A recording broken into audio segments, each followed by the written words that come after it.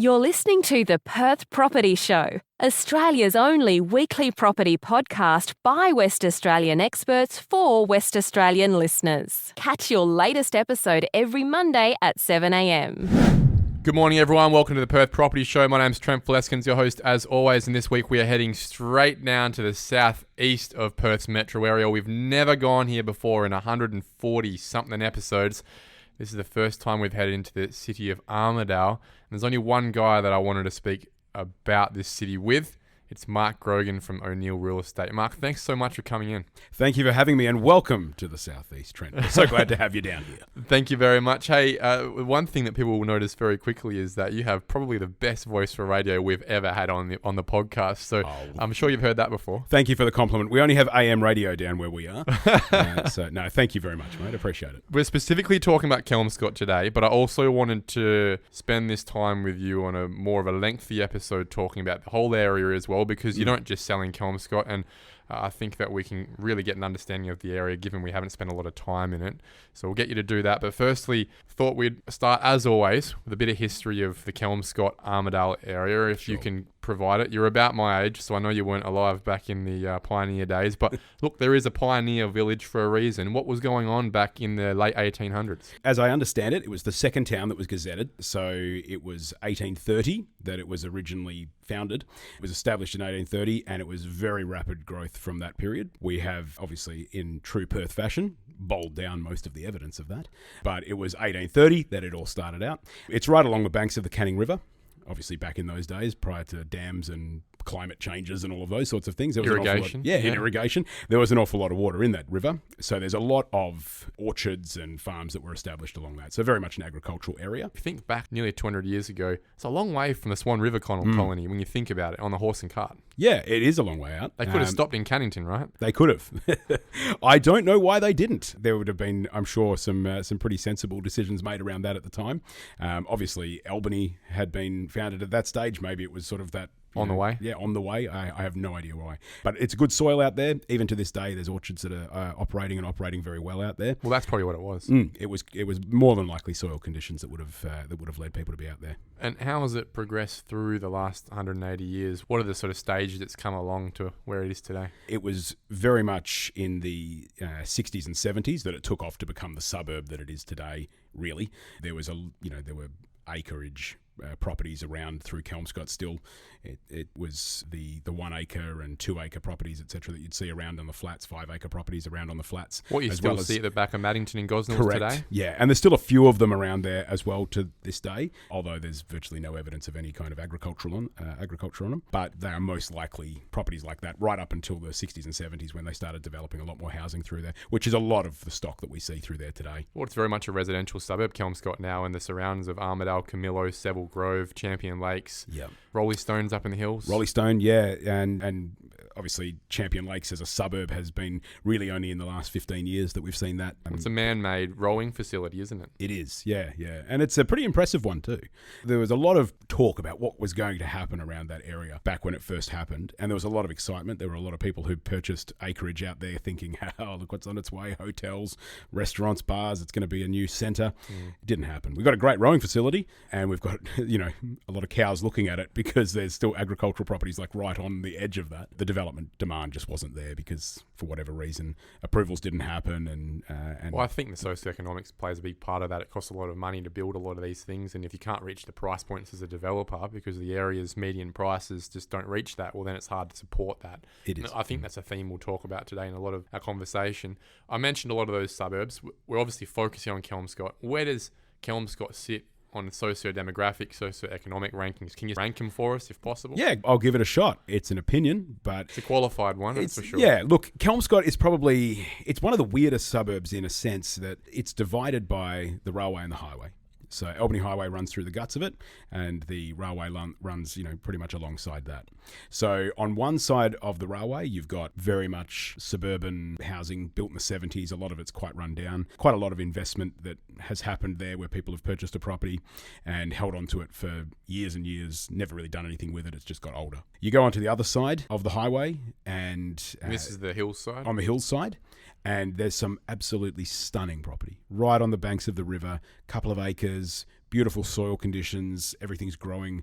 It's remarkable that it's within 5 minutes of the other properties that are very much that suburban picture, but it's all within the same suburbs. So we see a real diversity there. You go further up into the hills and there's some stunning views, magnificent homes that have been built up there.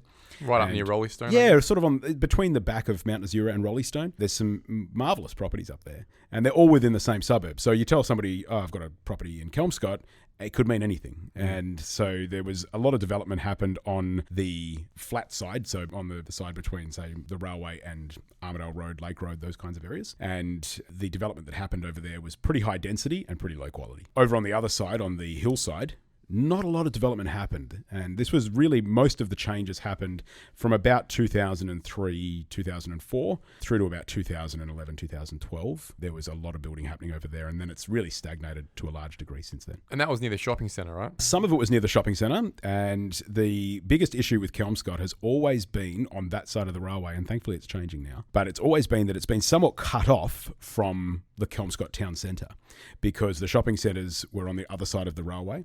There was no way across except from the awful Denny Avenue intersection, and so it was a cut off kind of an area, and so the suburb was somewhat isolating itself from the fairly well developed and well serviced town centre. Within the city of Armadale, you have Armadale and Brookdale as probably the entry level to the suburb.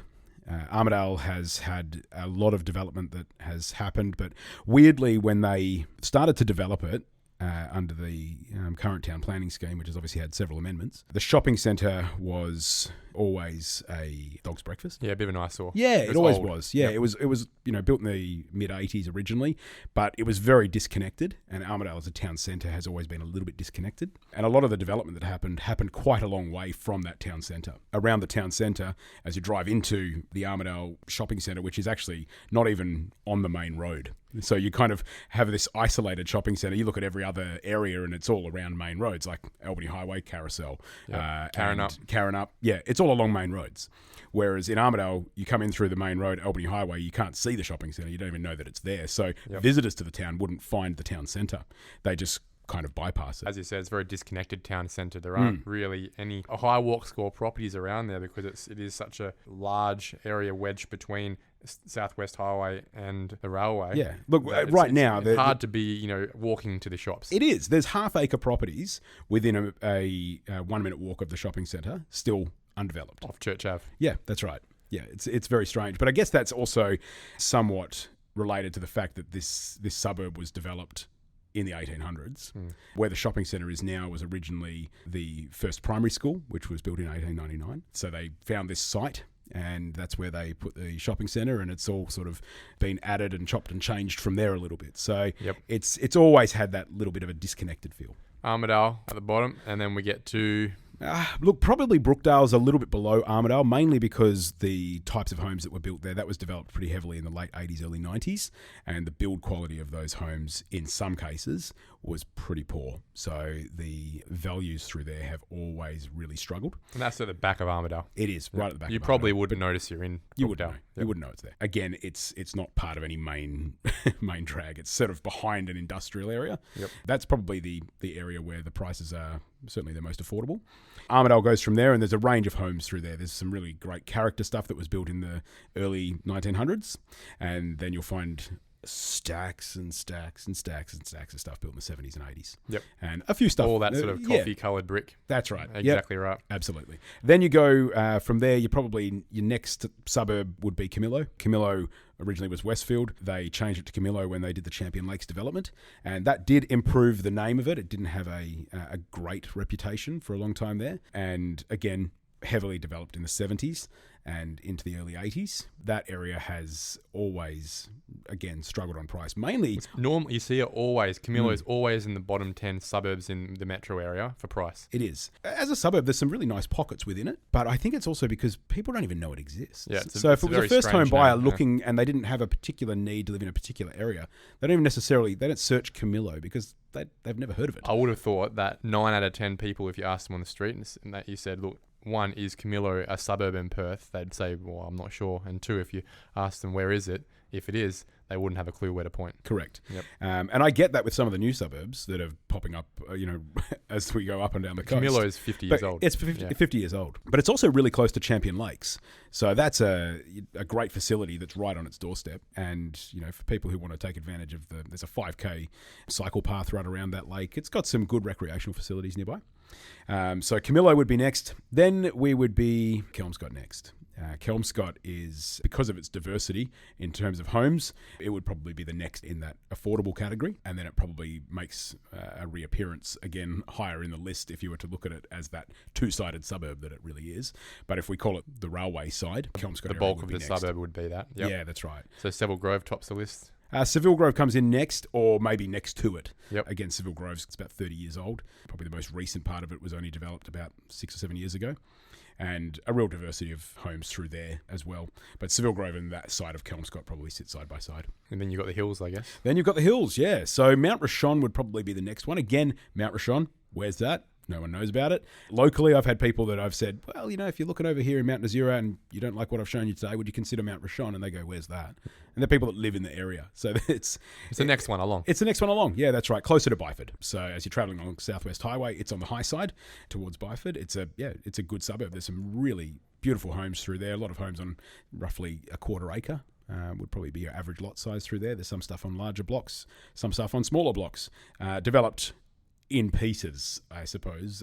You'll drive along the street and find something built in 1975 and something built in 2015 because the blocks are hard to build on in some cases, and it's taken years for all of that infill to happen. Additionally, people might remember Mount Richon for the bushfires they went through about 15 years ago, right? There were fires that sort of backed onto Bedfordale that got Mount Richon, but Mount Nasura was probably a little closer to that as it went through the Roleystone Kelmscott bushfire. That was the one that actually, as a thing I kind of reference a bit, is that the Kelmscott Roleystone bushfires, they called them the Roleystone bushfires. Roleystone didn't burn. Kelmscott cooked.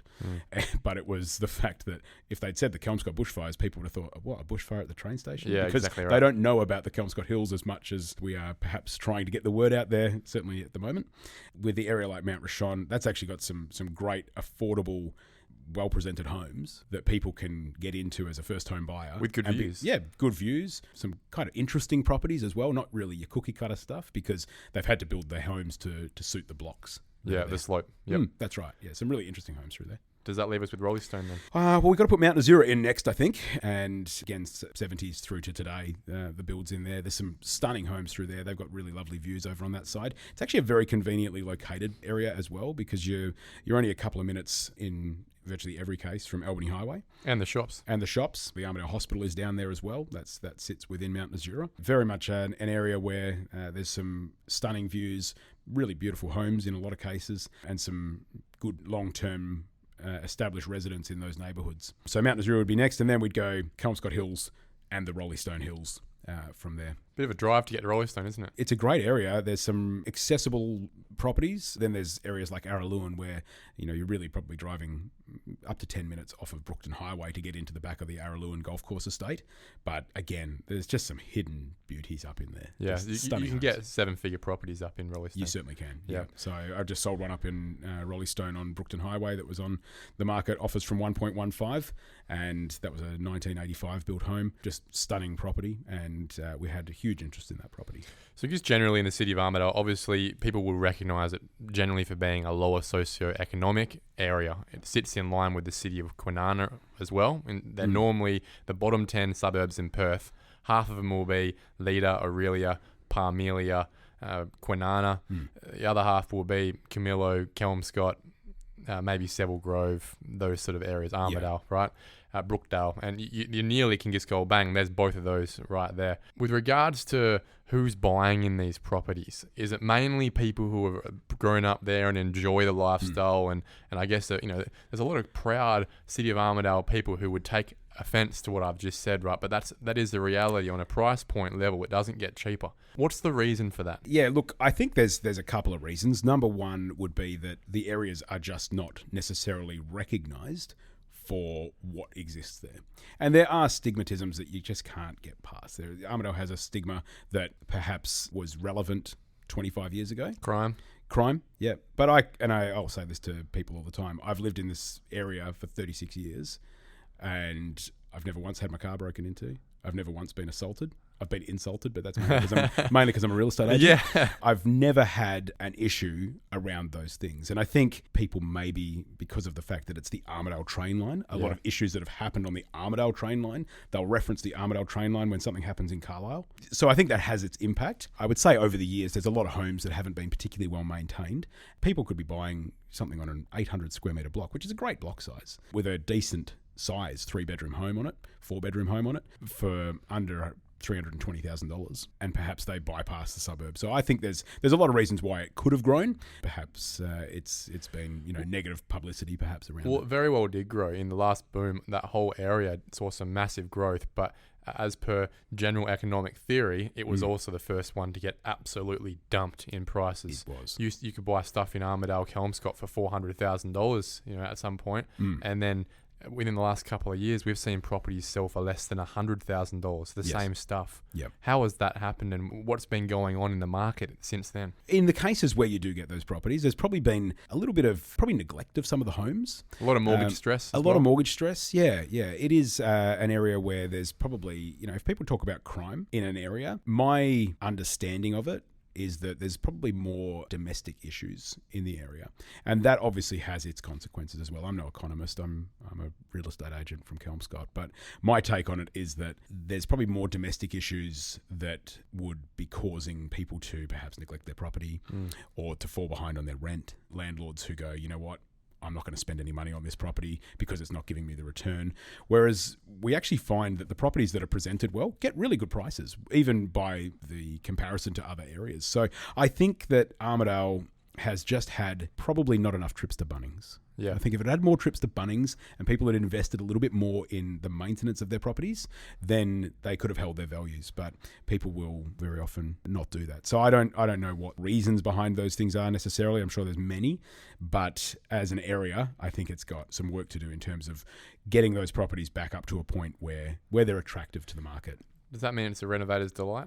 Yeah, some of them are probably a detonator's delight, but there are some real well-built homes. Like in the 70s, they built homes well in the 70s. Yeah, they were very well built. And there's a lot of double brick in the area. Yeah. You give me an example off air of someone who bought low and has just sold.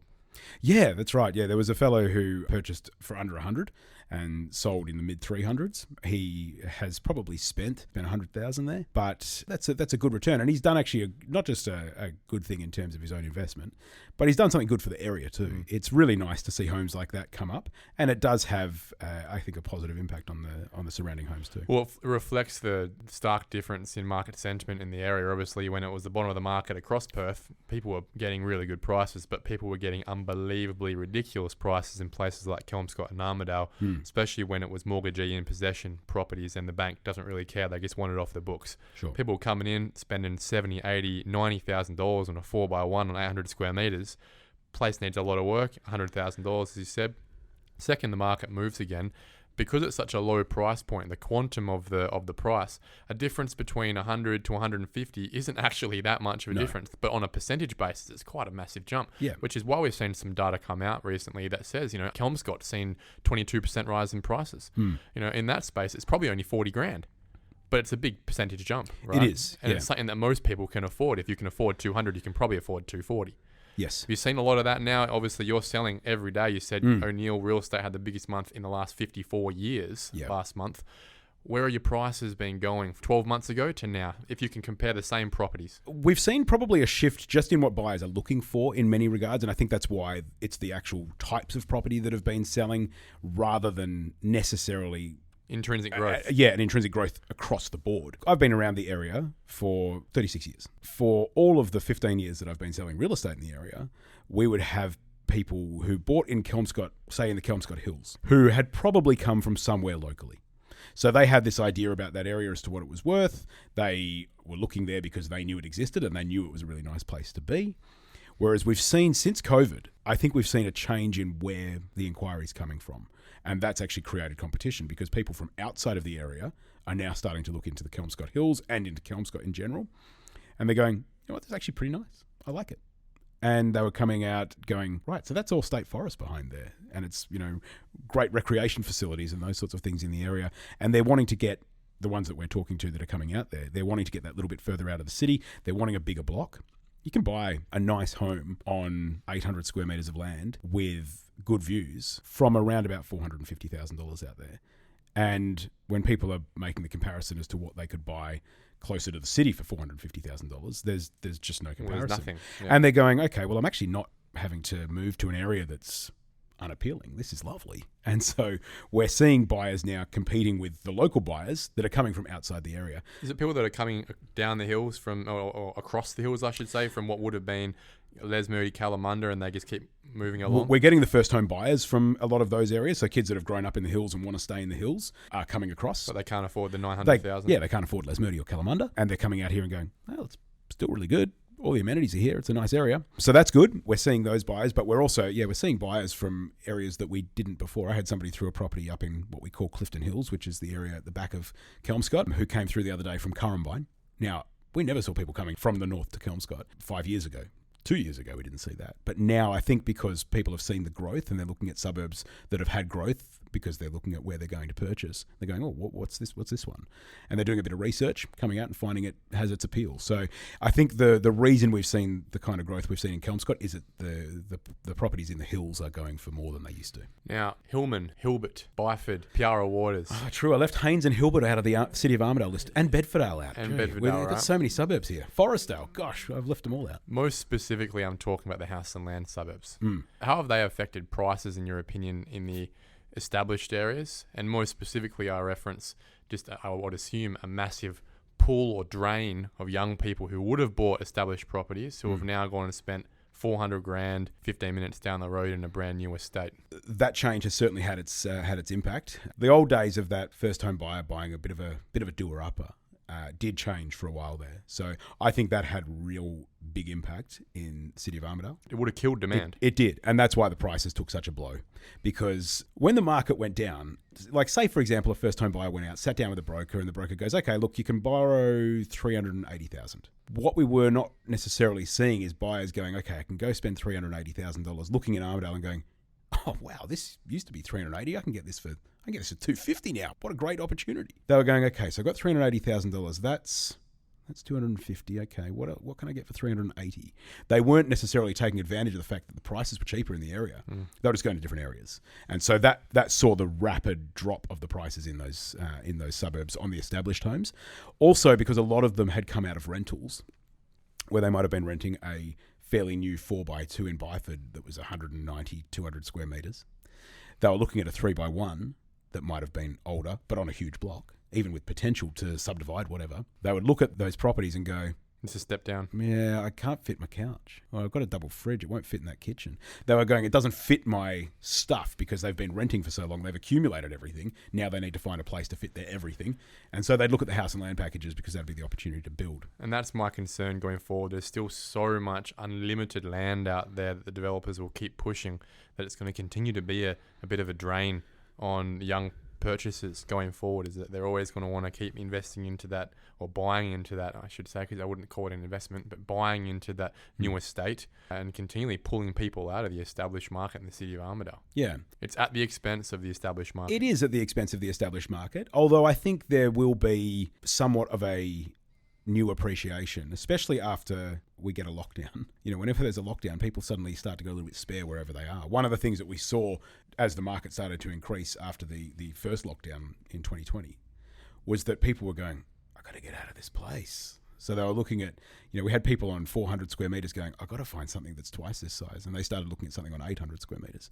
The guy who's got the 800 square metres, he's going, I've got to get half an acre. This is crazy. I don't want to stay on 800 square metres. The guy on half an acre, he's going, yeah, I think we've got to go to 5 acres. I can't have a big enough garden and a shed here. Yeah, exactly. So we started to see this desire for space. And is that why you think we're nominally seeing high prices? Because people are actually looking to transact on bigger properties. People are realising the value of having some space. And there are some people who really appreciate that inner city lifestyle, and I understand that. But there are also some people with young families. There's a lot of young families in our area. They're going, I want some room for the kids. I want to have a bigger trampoline. All those sorts of things seem to matter. And there's also, you know how Keystart did the shared equity? Or do the shared equity? We call it, we have a term at the moment which is just shed equity. Because basically if you put a shed on it, it'll sell for more. Yeah. And it will sell for a lot more than the cost of a shed. Sheds are a huge thing in our area. And it's just a powered workshop. and room for the trampoline seems to be the dream for a lot of those. It fits the stereotype, though. Yeah. Tradie who is really good with his hands, is a welder or is a mechanic or something like that. The wife who works locally, maybe it's at the hospital, maybe it's somewhere in a school or whatnot, and the kids go to school locally, and it's quite a wholesome life. It is, yeah, yes. That's a good way to describe our town. Yeah. Price points, I don't want to go into too much detail, but what would be the cheapest thing you could buy in Kelmscott? Well, we did see a 3x1 villa, which was pretty tidy and within walking distance of the shopping centre with the bus stop 2 doors up. And that was on for $169 for a villa built in the 80s. I think that one would probably have been one of the cheaper ones we've seen recently. What would be the median property in Kelmscott, in the flats area? In the flats area, yeah. Look, you'll get into a house. What are you paying for it? You'll get into a nice, tidy 70s built 3x1 that's been well looked after, most often owner occupied for a lot of years. Some of those homes that we're selling that have been 45 years built. Deceased estates. There's a little bit of that, but there's just a lot of the time it's people that have built like their suburb and stayed put. You'll be able to get into something like that for 300 to 320,000 on a 750 square metre block. And how expensive can it get? I've just listed a 4x2 on half an acre with great development potential, and that's coming on the market, offers from $749. If you go up into the hills a little bit further, we would be looking $950 for something pretty impressive. And I've got 7 acres with a really cute cottage on it at the moment for $749. So so it's a real diverse area. Development. I've stayed away from the City of Armadale in all of my time when it comes to development, mainly because it's really hard for me to figure out how to make any of this stack up. The cost of replacing a home or building homes, which is what we do every day, you're paying $250,000 to $300,000 these days to build a unit or a small home. What you're telling me are numbers that include the land price, and they can be around that price. It makes it really hard to make things stack up. Have you seen a lot of development in the last few years in Kelmscott? If so, where is it? And going forward, do you have anything in the back pocket that our listeners would like to know about? There is a change coming to Kelmscott, and that is that it seems weird for one road to affect a suburb so much, but anyone who knows the area would have been stuck undoubtedly at the Denny Avenue intersection. Yes. Right? So it was like every possible Band-Aid solution got dumped in one spot for 50 years. So the railway runs right through the guts, and Albany Highway very, very close to it. All of the traffic that needs to get to Albany Highway from the flats was coming across this same intersection. They put a spud shed in, they had a Woolworths shopping centre, the train station itself was right at that same point, and the Kelmscott Senior High School was nearby as well. So lots of foot traffic, lots of car traffic, lots of public transport, lots of car parks. One way across. All in one spot, one way across. Absolute schmozzle. Thankfully, they are now working on that, and it is well, I'm led to believe halfway done. And when that finishes, that will make all of Kelmscott far more cohesive. It will bring it all together, and the other side of Kelmscott will be able to access the town centre that it's part of. And I think that will make it a much more appealing area for the smaller lot subdivisions. Whereas at the moment, you can have, you could be a kilometre away from the shopping centre and still be looking at a villa on a 250 square metre block. Now, that doesn't have huge appeal. Yeah, there's no walk score. Exactly. There's no walk score on that. And that's not an appealing But that's place what most of them have been up until this Yeah. point over the last 30 years. It's the half an acre property that's been split into 6 to 10 units along one common driveway. Yes. It's not really boding well for value increases over time. No, and they were, in many cases, they were a very, very basic design because the builders or the developers looked at it and gone, well, we've got to get as many of this as we can. Yeah, and we're not going to make much money off these per widget. That's right. Yep, exactly. So there was not a lot of attention paid to their attractiveness. Quality. Or quality, and so therefore they just weren't appealing, and so they're not selling for much when it goes to market. So that just made it less and less appealing. I think that will change. I think it's also down to the really average planning that has been passed over that area over the years. We've got great amenities. Like there are suburbs that they're promising a railway line to, and they're promising a shopping centre, and they're promising a school. We've got it all, and they're actually good schools, and they're good shops, and there's some good services in the area. But I think that just the fact that it wasn't cohesive for a long time affected that. But right now, if I was going to be developing in the area, the market to focus on is, I mentioned before, you've got a lot of people who've lived in this area for 45, 50 years who want to downsize in the area, but they don't want to live in the ones we've just been talking about. They want to live in something nice, and they want to be close to the services they've known for 50 years. But again, they don't want to move into something that is unappealing. So we see really good returns on any kind of development that's done on that hills side of the suburb. And there are some really good opportunities. If you build a good product, people will pay you good money What's for the it. zoning? There's R1540 for a lot of that section around River Road, which is on the banks of the Canning River. And there's great parks and everything around there. Do you have issues with stormwater, clay? You do have some issues with clay, but, just put it in a pile, make some bricks. There you go. What a way to... There are some issues around there with clay, but I think the developers that have done a good job through there have managed to work around that, and I haven't heard it being a entirely deal breaker. prohibitive deal breaker for them. All right, well, let's finish this off with the question we ask everyone, and this will be a tough one for you, but what's the median house price in Kelmscott? I know it, but it's irrelevant. Yeah, it generally is. Yeah, it is. Yeah, I mean, with an area that is so diverse from one side to the other. So the median house price is $346,000.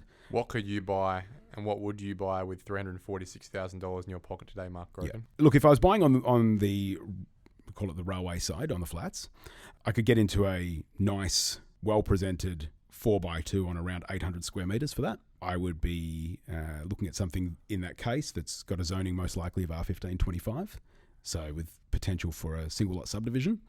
And I would be, in that case, probably finding that property close to a park within walking distance of a school, more than likely the Kelmscott Senior High School, and within probably about 800 metres of the railway station with the bus nearby. If I was buying on the other side right now, probably wouldn't be buying much because there's not too much over on that side that's anywhere near that price. Well, that was my next question. As a bit of a bonus question, if you didn't have a price limit, where would you be buying? What street? I would say probably Scott Road.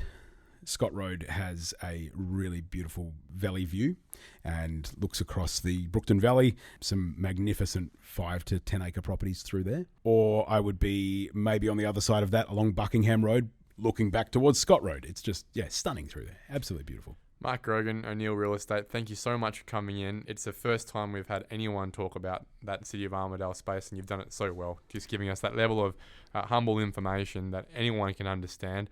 And now anyone looking in, even if they're coming from all the way from Currumbine, would have an idea about what they're looking at. Thank you so much. I really appreciate the opportunity. Thanks, Mark. Cheers. Thank you for listening to another episode of the Perth Property Show. If you've only just joined the conversation, you can catch up by heading over to our website, perthpropertyshow.com.au, subscribing to the podcast, or joining our Facebook page. Don't forget to tune in next Monday at 7 a.m. for more expert insights, local analysis, and suburb spotlights. Happy hunting!